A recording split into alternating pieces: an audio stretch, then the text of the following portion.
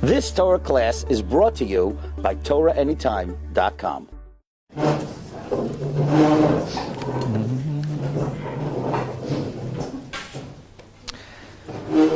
Agetavach, everyone. Thank you so much for the honor of hosting me this evening. I was asked to speak about the subject of raising successful children. Not that I know anything about that. But let's try to take a look at one of the episodes in this week's Parsha to try to glean some insights. And some of these insights may seem quite novel and quite progressive. And we're going to find that some of the most progressive ideas in Chinuch Habanim actually are from the most ancient of origins, from really Rashi himself. And at first glance, it's going to seem that it's almost impossible to say such a thing. And on the other hand, the collective information that we're going to gather from Rashis that I believe we're all familiar with will be so compelling, it's going to challenge us really to take another look at Chinuch Habanim. So Bershus, the Rav Shlita, thank you so much for the warm introduction. And we're mevarich the Rav and the whole Kehila, Be'ezus Hashem, with continued Siyata D'Shmaya, Al Avodas HaKodesh, Lahagdol Torah La'adira. So, we know Rivka Imenu tells Yaakov Avinu, okay, you got to pull off the stunt. You're going to have to masquerade as Esav, and you're going to have to take the Berchas Yaakov. And this was very antithetical to the whole makeup of Yaakov Avinu. Yaakov Avinu is the Ish HaEmes, and Rivka says, don't worry, Alai Kilalascha Bani, I take it on my own shoulders. And when Yaakov finally puts on the Esav costume, and he's standing in front of his father, and his father feels him, but his father knew that there's something suspicious over here. You know? There's something very fishy over here. And that is, he says, Hakol Kol Yaakov Hayadayim Yidei Esav. And Rashi points out that there are two major differences between the way Yaakov Avinu spoke and the way Esav spoke.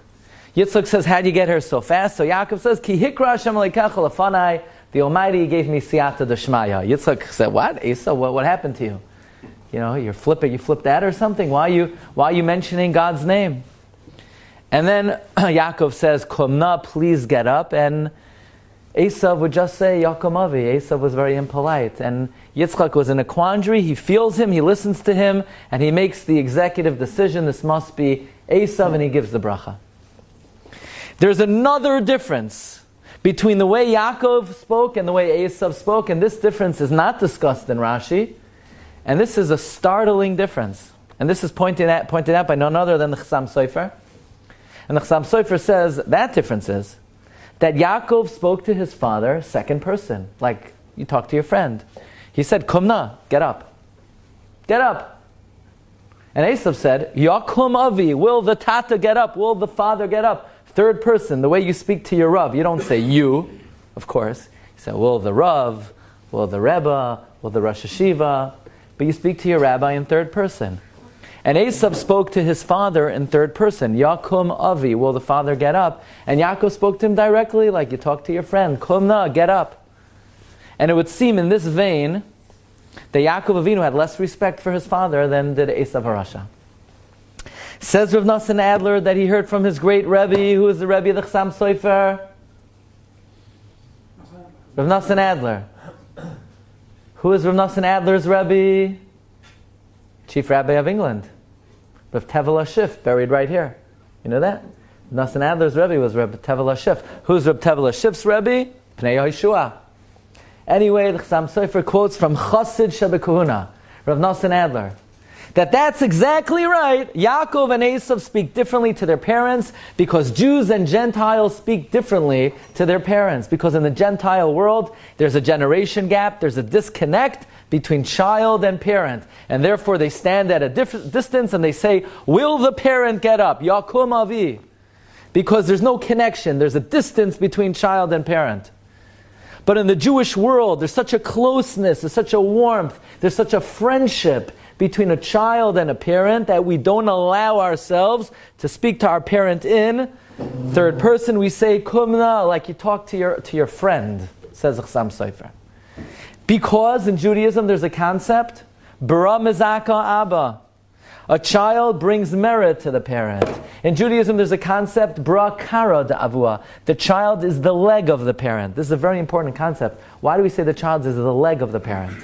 Because we know that after 120, once a person passes on, whatever mitzvahs they've accumulated plateaus. You can never perform another mitzvah in one's life. Even the Vilna Gaon, on his deathbed, he cried that in another moment he can never put on a pair of tzitzis and fulfill a mitzvah again. He will then, for all time, be considered an oimed, a stationary entity.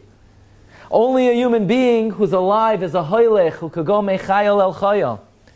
But if somebody leaves a son, a daughter, a grandchild who continues to do mitzvahs, they become the legs of the parent and allow the parent to be a hoylech even in olam haba. Bara kara davua. Therefore, says the Chassam Sofer in the name of his Rebbe, in Klal Yisrael there's such a friendship between child and parent, we don't speak to our parent in third person. Now, you say, okay, fine, I could live with that. So we see from the Chassam Sofer and Rashi that friendship is a dimension of parenthood. It's one of the jobs, descriptions of being a parent. In other words, if we were to define what is the main job description of being a parent, and this is going to be very challenging here in England, instructor, teacher, guide, role model, and friend. No, that's not what I'm getting at. That's granted already. We are tonight going to revolutionize the job description of parent. Let's analyze another comment of Rashi. In Parshas Re'eh, we encounter the worst Aveira in the Torah. Anybody know what is the very worst Aveira in the Torah? To be a mesis, to seduce someone to sin. Because then you're like the snake, you're like the nachash. So the pasuk says in Re'eh, Ki yesizcha achicha, if your brother seduces you, ben imecha, the son of your mother, oy bincha, or your own son, oy bitcha, or your daughter, oy yeshes chekecha, or your wife, oy reacha asher kenafshecha, or your best friend. Wow, did you know that the Torah actually describes an individual who is called your best friend? Who is the guy? Who is this person? Who is your best friend in this world? You know, your best man, your best lady, your roommate from high school. Who is your best friend in this world? Listen to Rashi, because Rashi, by the way, was an Orthodox rabbi. And Rashi says, Asher kenafshecha. You know who your best friend is? Avicha, your father, your parent. In other words, if you're a great dad, you're a breadwinner, you're a great mom, you bring home parnasa, and you keep your kids clean, and you take them to the doctor, and you're even a good role model, but you're not really friendly with your kids, according to Rashi, you are not fulfilling your role as parent.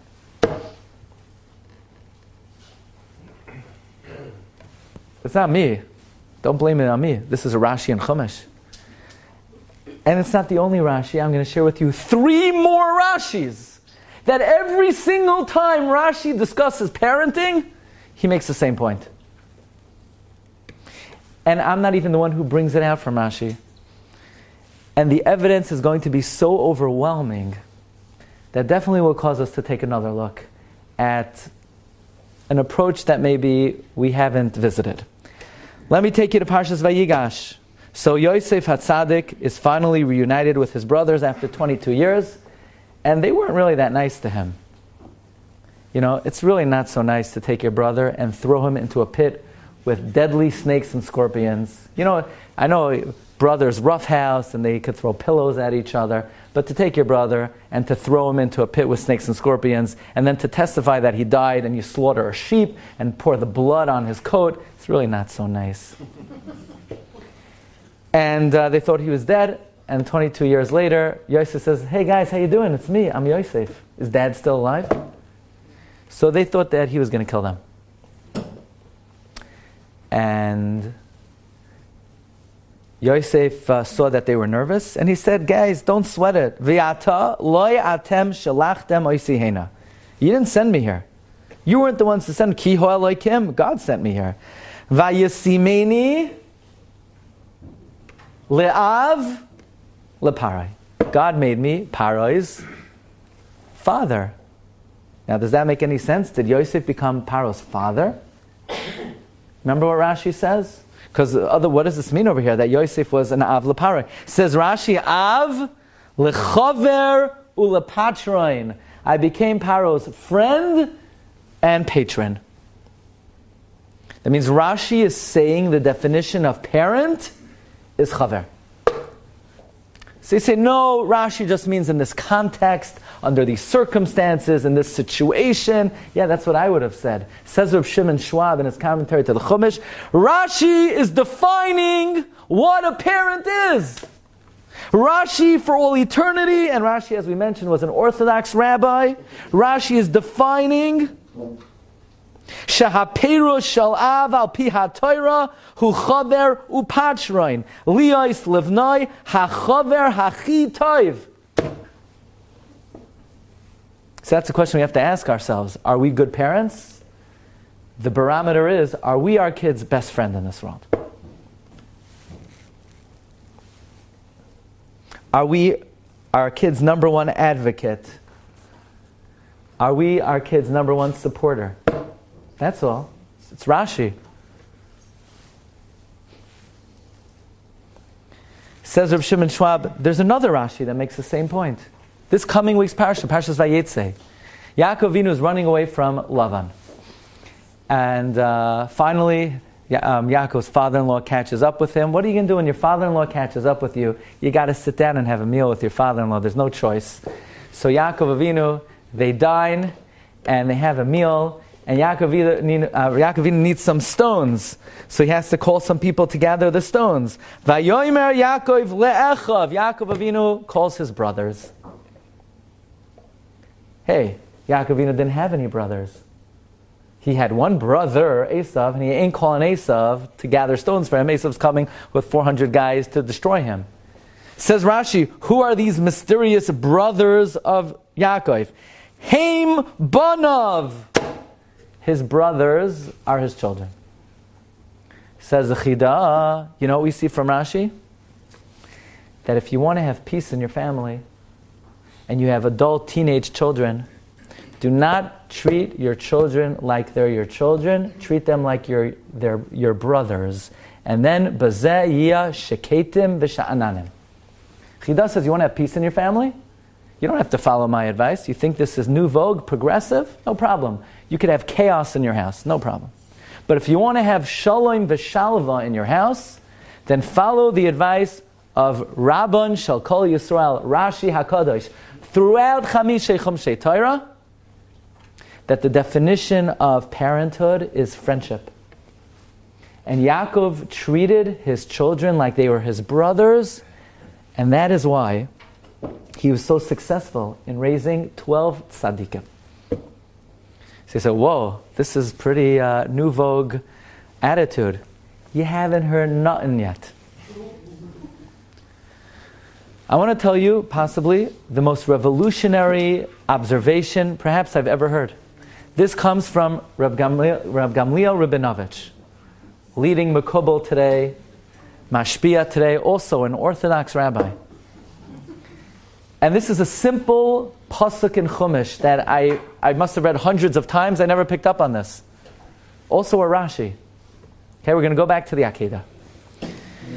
Vayihi acharei hadvarim ha'ila was after these matters. V'alekim nisa es Avraham vayomer elav Avraham vayomer hineni. Behold, here I am. What does the word hineni mean? Rashi says lashon anava. The lashon ziman, a lashon of humility and preparedness to fulfill the building of HaKadosh Baruch Hu. Avraham Avinu was humbling himself before the Almighty. Avraham Avinu then goes with Yitzchak. He's headed to Har HaMoriah to do the Akedah. And Yitzchak's getting a little suspicious because he doesn't see the ayil. Vayomer Yitzchak el Avraham Aviv. Vayomer. Avi? Dad. What's going on over here? Vayomer! You know what Avraham says to Yitzchak? Hineni b'ni. Behold, here I am. Says Ram Gamliel, I understand Hineni when Avraham is talking to the Almighty God, he's humbling himself before the Ribbon Shalom. But the same language of humility that Avraham Avinu uses in front of the Almighty, he's using in front of his son. Is Avraham speaking to his son with humility and submissiveness, as if he's ready to fulfill the bidding of his son? Is Avraham Avinu humbling himself before his son the way he humbles himself before God? Says Reb Gamliel Rabinovich, we see from Rashi that the same way one has to humble themselves before HaKadosh Baruch Hu, one needs to speak to their children with humility. Says Reb Gamliel Rabinovich, there is no doubt that the reason Abraham was successful in producing someone of the caliber of Yitzchak Avinu is because he showed kavod to Yitzchak Avinu. He showed respect. He valued Yitzchak Avinu. Says Ram Gamliel, if you don't believe me and you don't want to take this approach, I've been dealing with teenagers for many decades. Ram Gamliel specializes in teens at risk. He says the number one cause of troubled teens is they feel inside a lack of value from their parents. That's the number one cause, he writes. I'm not an expert. I'm just telling you what he writes. That if you want to learn how to deal with adult children, you have to follow the advice of Rashi and Avraham Avinu. And as hard as it may be, and as difficult as it sounds, Avraham Avinu is teaching us that the same way we have to humble ourselves before God, you have to humble yourselves before your adult children. And it takes a lot of humility to speak that way. And I'm going to tell you something that Ram Gamliel wrote, and I could not believe he wrote it. To me it sounds like heresy, to the extent that in the new edition of Tiv HaTorah they took it out. I'm going to tell you what it said. Ram Gamliel said that his mother told him, and I believe his mother told him this. Now you have to take it with a few grains of salt, because it can't be taken literally. But his mother would say that in this generation, if the Torah was written, which is already heresy, the Torah would not have said, honor your father and mother. The Torah would have said, honor your son and daughter. Now you have to understand in the context that was offered and what that means. And the point he's trying to make, obviously children have to recognize that the parent is the authority figure and the teacher and the guide. But if you want to be able to have them accept you as the authority and accept you as a role model and be makabel, the parent, as the guide, it has to be through the medium of friendship. I'm going to tell you the advice of another Orthodox rabbi, Rav Shach. You ever hear Rav Shach, Panovich? He was also right-wing rabbi. They asked Rav Shlomo Zalman if Rav Shach, if when you see him you make the bracha, Shechalak mechachmasai lireav. He said on Rav Shach there's one bracha you definitely make. Shekoicha ugvurasai malei olam. Rav Shach was a very powerful individual, and parents once came to him to ask advice about a difficult teenager, and Rav Shach said, "There's a very big mistake today. That parents think it's their responsibility to make sure the kid davens and learns and observes mitzvahs." He said that used to be the case, that parents had dual responsibility. They had to be the caretaker of the child, and they had to be the Rebbe of the child. Now those two roles, parent and Rebbe, are conflicting roles. The Gemara says that a Rebbe has to inspire fear into the Talmidim. Any student that doesn't sit in front of the Rebbe and their mouth is dripping with sweat and tears, that's not the proper environment. So the Rebbe has to inspire fear, and the parents have to instill love into the child. Says Reb Shach, that was back in the day before they had yeshivas. Once Rabbi Shua ben Gamla came along, and he established yeshivas in every city in Klal Yisrael. The parents give over the role of malamed to the teacher and the yeshiva, and the parents have one job and one job only: to shower the kid with love. Again, that's Reb Shach. He's an Orthodox rabbi. Would we have expected that from Reb Shach? But this is what Rashi says throughout the Chumash. It's a very eye-opening idea. It should be an idea that should cause us to revisit our approach and our attitude in general. And I invite you to discuss it with your personal Mara Derech, and I give the Rav the hard job of guiding you how to employ this Lamaisa, and I conveniently return back to the United States of America. But I think it's worthwhile to know some of the Makairos of the Torah's viewpoint on parenthood and chinuch. And it's a lifetime of learning how to apply it lemaisa. If I could share with you one other very important dimension of chinuch habanim. In the aftermath of the establishment of the State of Israel, there were many Rashi Yeshivas who were not successful in bringing up their children al derech haTorah. Very, very many of them. And the Brisker Rav was sort of renowned that all of his boys were Loim de Torah, Yirei Shamayim, and he was sort of the envy of the Gedolim because they used to come and visit him, and he was sitting around the table, and all the boys were, on board. They were all with the program. And they said, Brisker Rav, what's the secret? What is your chinuch methodology? And the Brisker Rav said, there's no methodologies, there's no secret, there's no methods. All there is tehillim and tears. Says the Brisker Rav, never in my life did I go one dry-eyed Shemona Esrei that I didn't cry that my children should go up to be Yirei Shamayim and Bali Midos Tovos. Now the Brisker Rav, you wouldn't expect to be this emotional fountain of endless demise. He said, some parents, how do they rock their children to sleep? They sing inane nursery rhymes about kids going up a hill and coming crashing down, becoming decapitated. And the parents wonder why the kid wakes up in the middle of the night in nightmare screaming, because the last thing they heard is some guy broke his head open that you sang to him. Says the Brisker Rav, I don't sing nursery rhymes to my kids. I cry and I say tehillim, and when I put them to sleep, that they should grow up to be God-fearing Jews. Says the Mishnah Berurah, La'olam yehei shagur b'fi avaim. It should be fluent in the mouth of a father and mother. Tefillos for the children.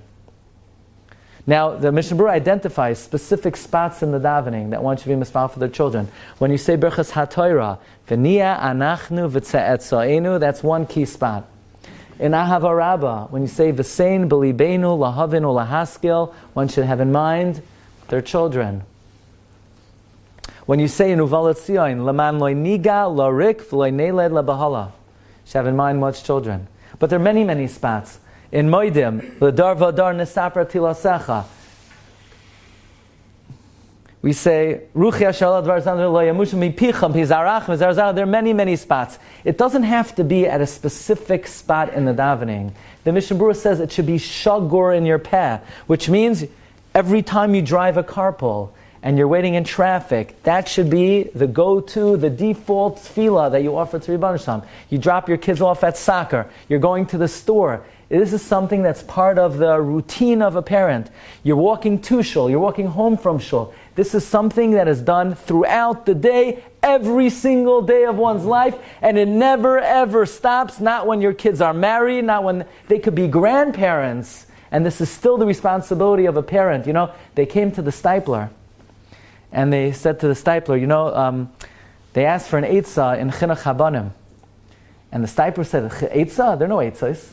All there is tehillim and tears. You see my son Chayimul over here. Every day I pray that Chayimul should be a God-fearing Jew. Chayimul was already 52 years old, one of the Gedolei Hadar.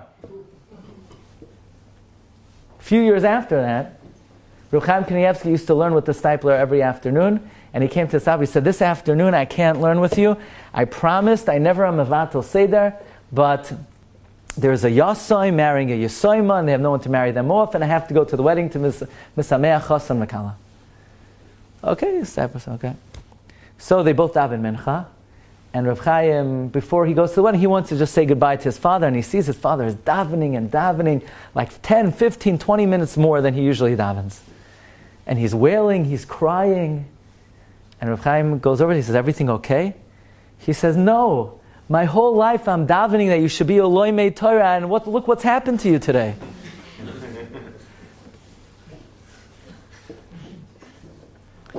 So this is a responsibility on every parent, grandparent. It's a lifelong occupation. It's never too early, and it's never too late. It's the primary responsibility of the parent. Says Reb Volba, we know that if somebody kills b'shoigeg, they have to stay into the Arei Miklat until the Kohen Gadol dies. What does their killing b'shoigeg got to do with the Kohen Gadol? Because it was the responsibility of the Kohen Gadol to pray that under their watch, nothing bad happens, and nobody kills anybody b'shoigeg, that there shouldn't be any mishap when he's the Kohen Gadol.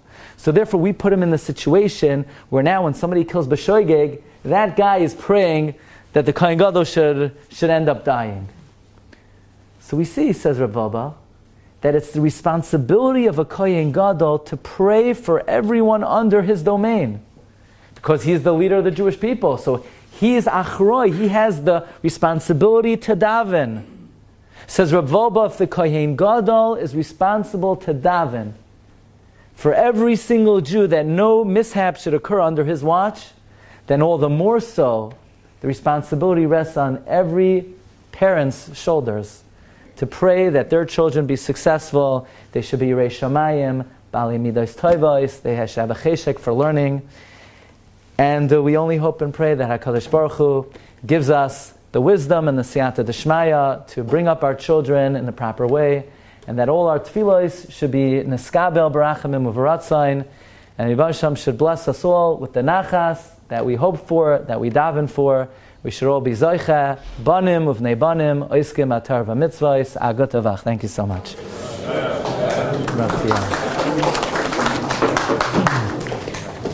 You've just experienced another Torah class brought to you by TorahAnytime.com.